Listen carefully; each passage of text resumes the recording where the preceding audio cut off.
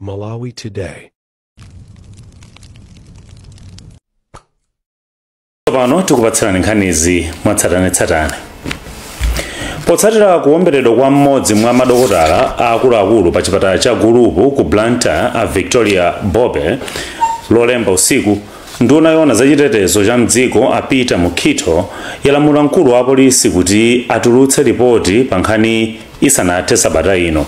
A Bobe anafa anthu atawombera mutu kunyumba kwawo madzulo alolemba. Makamaka a Bobe anafa atawomberedwa mmutu usiku alolemba mnyumba mwawo. Polankhula ku nyumba ya malamulo dzulo, a Mukhito ati aonetsetsa kuti omwe achita izi apezeka ndipo alandira chilango. Chisomo Chingwalo ali ndi zambiri mu ripotili. Nduna yoona za chitetezo cha mdziko a Peter Mukhito yauza nyumba ya malamulo lachiwiri kuti yalamula mkulu wa polisi kuti afulumizitse kafukufuku ndi kubweretsa ripoti isanathe sabata ino pa za imfa ya Dr. Victoria Bobe. Iwo ati undunawu ukuyenera kupereka yankho lomveka bwino ku banja la malemuwa komanso dziko lonse pa nkhani ngati mbali imodzi yoonetsa kudzipereka kwake pa ntchito yokhwimitsa chitetezo. Mwazina, a Mukhito alonjezanso kuti boma liwonetsetsa kuti anthu akutsatira malamulo pamene akufuna kukhala ndi mfuti. Koma polisi atipasa ripoti tauza kuti by this weekend atipase mayankho ankhani yachitikayi, chifukwa mukuzogwizana nane kuti kwa nthawi yayitali zinthu zaumbana ngati zinachitikepo. Zomwe alankhula Mukhito zikutsatira aphungu a nyumba ya malamulo ochuluka ataonetsa kukhumudwa ndi imfa ya Dr. Victoria Bobe omwe anthu akuba awawombera. Mmodzi mwa aphunguwa nda Fred Penjani Kaluwa adela la Blantyre City Sochi Zingwangwa. Liyesesa kuti chitetezo chikhale ngati chikukhwimira. So timayikambirana nkhani kumbali ya chitetezo, anduna za chitetezo atitsimikizira mapulani amene ayika kuti anthu asamakhale ndi mantha, anthu asamakhale mwa mantha. Inyo tangoganizani ngati doctor kuti amakhala kumpanda, amulowera kumpanda ndokamupha. Padakali pano kadaulo pa nkhani za chitetezo a Sherif Kaisi watiuza kuti imfa ya Dr. Bobe potsatira upandu owawombera yaonetsera kutsika kwa chitetezo cha anthu mdziko lino. M'malo mwa Zodiac, ndine Chisomo Chingwalo. Boma latsimikiza kuti patengabe nthawi kuti litsirize kumanga nyumba za polisi ndi asilikali zokwana 10,000 ntchito yomwe anayikhazikitsa mchaka cha 2019. Komabe polankhula mnyumba ya malamulo, nduna yoona za malo a Japi Mhango yati boma ndilodzipereka kumaliza ntchitoyi. Iwo amayankha funso la phungu wa nyumba ya malamulo wa dera la kummawa kwa boma la Mzimba a Emmanuel Jambulanyira Jere yemwe anabweretsa nkhani nyumbayi. Amhango afotokoza. Nthambi yoona za nyengo yalimbikitsa alimi kuti akhale tcheru ndi kutsatira momwe nyengo ikukhalira m'madera mwawo, komanso kupeza upangiri kuchokera kwa alangizi a zaulimi asanayambe kudzala. Wachiwiri kwa mkulu wa nthambiyi a Amos Mtonya wati mvula imagwa mlingo osiyana m'madera osiyanasiyana, kotero nkoyenera kuti alimi adzimvera upangiri wa alangizi a zaulimi. Paulosi wathu wa dzinja la 2025 kulowa mu 2026 chiyembekezo cha mvula chinali kwambiri pakati mwa mwezi wa Novemba ndizo mwezi kuchitikazi sizikukhalazo zachilendo kwenikweni.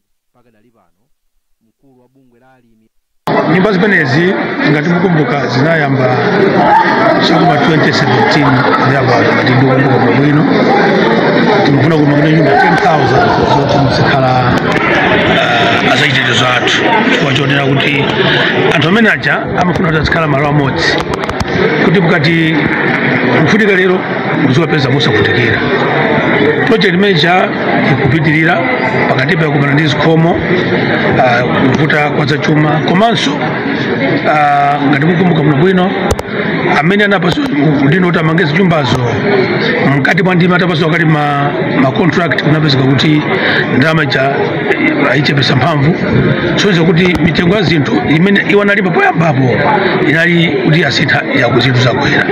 Choncho makuta kuti amene ajambire anabwera kuboma kuti ayi timaganiza kuti mwina kuti kuonjezere mtengo wa ma contract chifukwa chonena kuti mtengo wa zinthu sementi zitsulo ndi zina zotero zakwera. Choncho zokamba zimene zakanga zatenga kanthawi kuvuta kwa zachuma kulikati momo choncho takaduka banaza taku nduna zachuma kuti atithandize kuti manyumba ena amene analalasa hapa kuno kuti amalizike amene utimalize kuti asikali azigonamo ameneso tinamba kuti umanga amangidwe koma ndi chikumbukumbu cha boma la Profesa Peter Mutharika kuti manyumba cha usuya 10,000 amangidwe kuti asikali nthambi yoona za nyengo ndi kusintha kwa nyengo yalangiza alimi mdziko muno kuti asamale pamene akudzala mbewu zawo ngakhale mvula yayamba kugwa m'madera ambiri mdziko muno. Wachiwiri kwa mkulu wa bungwe loona za nyengo a Amos Mtonya wachenjeza kuti alimi sayenera kuthamangira kudzala osatsimikiza ndi alangizawo za ulimi kuti maderawo alandira mvula yokwanira kuti mbewu zawo zimere. Mkulu wa bungwe la alimi a Jacob Nyirongo wagwirizana ndi Mtonya ponena kuti mvula imasiyana mmene imagwera malo osiyana-siyananso kotero nkofunika kumva ulangizi kwa alangizi a zaulimi m'maderawa. Sarah Tembo walemba ripoti.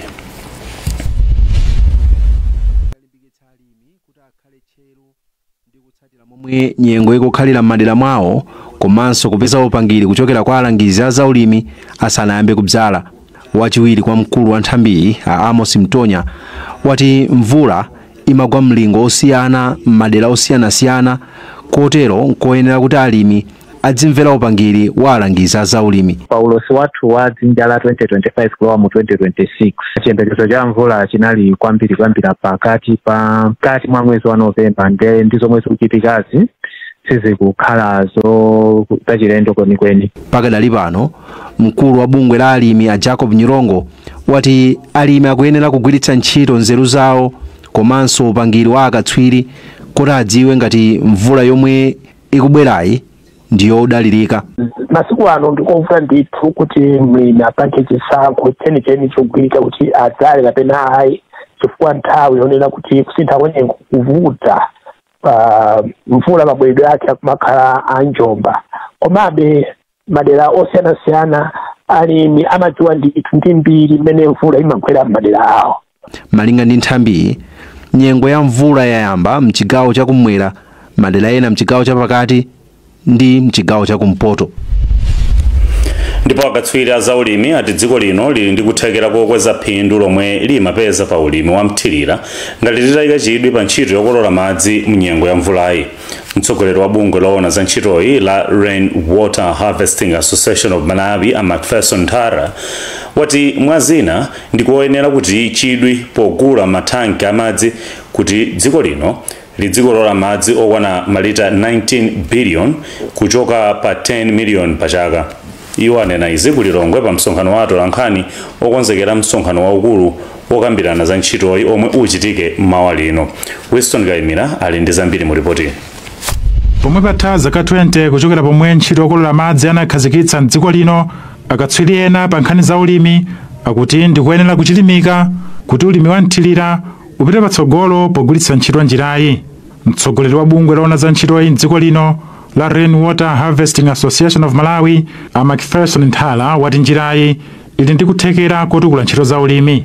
Iwo akuti msonkhano woona za ntchitoyi omwe uchitikire kulilongwe lachinayi uthandiza akuluakulu ndi magulu osiyanasiyana kupeza njira zomwe zingathandize kuti ntchito yokolola madzi ipite patsogolo. Njira imene ya Rain Water Harvesting imene tikuti kukolola ndi kusunga madzi a mvula ni njira imodzi imene imathandizira kwambiri kuti anthu agwire madzi nkuwasunga mu nkhokwe zosiyana-siyana zimene mvula ija ikatha akuzagwiritsa ntchito madzi amenewo.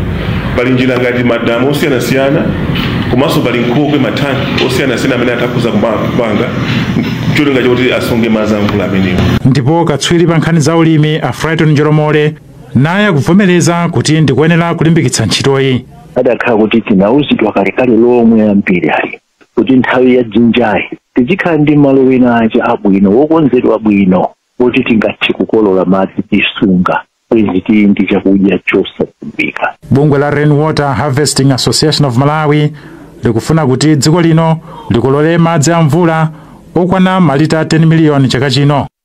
Winston Kaimira, Zodiac Lilongwe. mkulu otsogolera ofesi ya ukazembe ya dziko la Iceland kuno ku Malawi a David Jonasson wati ndokhutira ndi momwe ntchito zachitukuko zosiyanasiyana zomwe iwo akuthandiza ndi ndalama zikuyendera m'boma la Nkhotakota.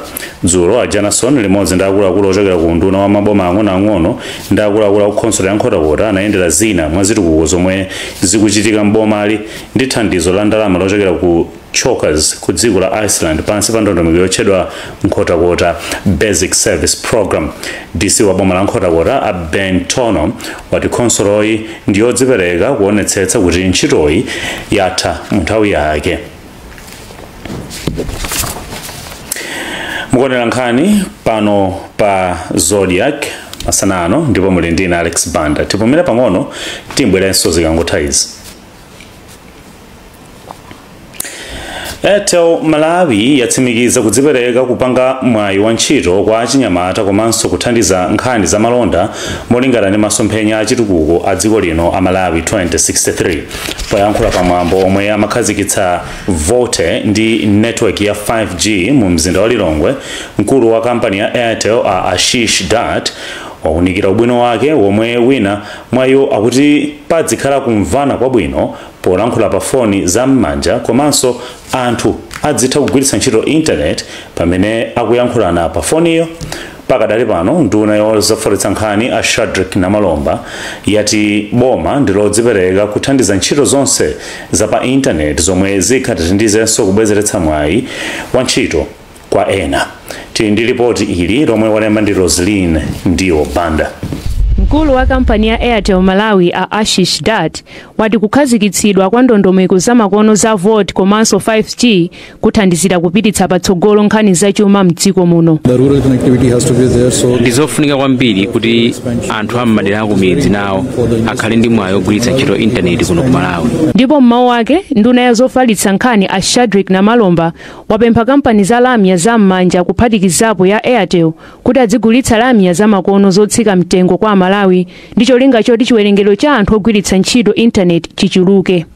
Namalomba ati kudzipereka kwa kampanizi pobweretsa njira za makono pa nkhani zofalitsa uthenga zikuonetsera kuchilimika kwa dziko lino pa nkhani yolumikizitsa anthu ambiri ku intaneti. Komanso 5G itandiza kuti ukati munthu ufuna kuyankhula osati kuti kutenga nthawi anthu kujasada kuyankhe apopo ndi tingotine kuti njira ya pompo kuyankhula nzako yakumva kumene kwafuna kuchita zinthu zonse zikuchitika mwasangasanga ndi njira zakuti zitithandizira kupita kutsogolo. China chimene tingopempha munatipezerepo mwayi ndikuti no Malawi muno kuti njira imene itheke pamafunika amafoni awo chakuti smartphone komatu mafoni wangodula sitonse amene tingakwanitse kukhala nawo ndiye timafuna tipemphe kuti no ino Airtel pamene mwayika njira imene yabwino chonchi tithandizireninso kuti njira zimene zikafikira Malawi aliyense kumudzi. Kampani ya Airtel Malawi yatsimikiza kudzipereka kwake popititsa patsogolo njira za makono zofalitsira uthenga kwa aliyense ndi kuonetsetsa kuti Malawi aliyense akutha kugwiritsa ntchito intaneti pa chitukuko cha dziko lino.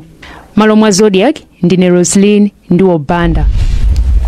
Tikadali pa nkhani za malonda, ripoti latsopano la momwe dziko lino lachitira pa malonda mchakachi la Malawi Trade Report laonetsa kuti katundu yemwe dziko lino lagulitsa kunja wachepa ndi 7.1% mchaka cha 2024 ndipo lalephera kupeza $2.36 billion za America pa malonda ala.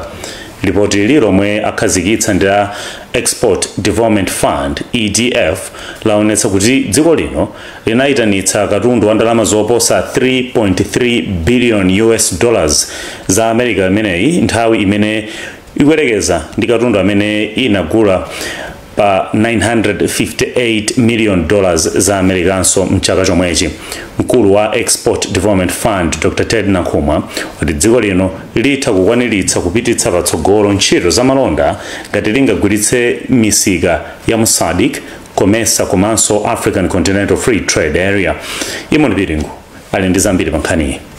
Ripoti loyamba la momwe dziko la Malawi lachitira pa malonda ndi mayiko ena lotchedwa Malawi Trade Report lati katundu yemwe dziko lino likugulitsa m'mayiko akunja watsika ndi 7.1% mchaka cha 2024, zinthu zomwe ati zikukhudza chuma cha dziko lino kamba kuti limagula katundu ochuluka m'mayiko akunja. Ripoti ili lati Malawi likupitirira kudalira zokolola zakumunda ngati katundu yemwe limagulitsa ngakhale ndi ochepa mosiyana ndi zomwe limayitanitsa kuchoka m'mayiko. Ripoti ili laonetsanso kuti Malawi imagwiritsa ntchito $4 yokha mwa ndalama zokwana $100,000 iliyonse yomwe mayiko pa dziko lonse lapansi amachitira malonda.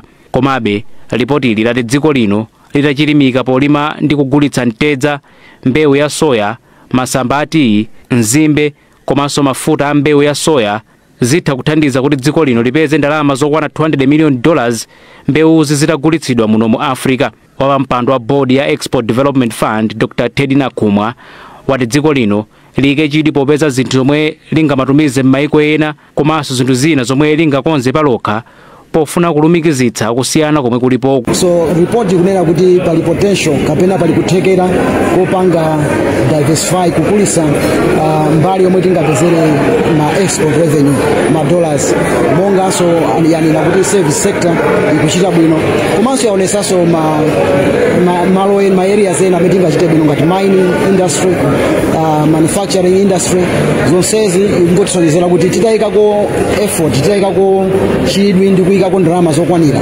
ndiye kuti Malawi itha kusintha. Nduna ya zamalonda, mafakitole komanso zokopa alendo a George Partridge yati izi ndizokhumudwitsa ndipo ati pakufunika kuchitapo kanthu.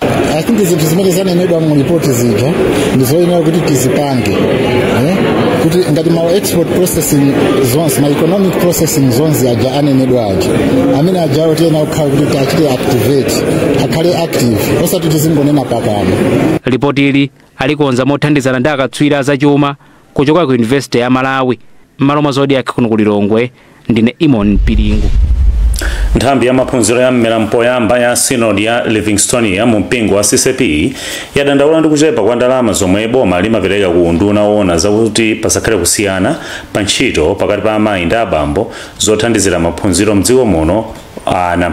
Mwachitsanzo mkulu woyang'anira ntchito za maphunziro a mmera mpoyamba mu Synod iyi Caroline Kachilika Phiri wati mu ndondomeko ya chuma ya 2025 kufika 2026 anayerekeza kuti maphunzirowa kupite 36 billion kwacha koma kunangopita ndalama zokwana 600 million kwacha yokha.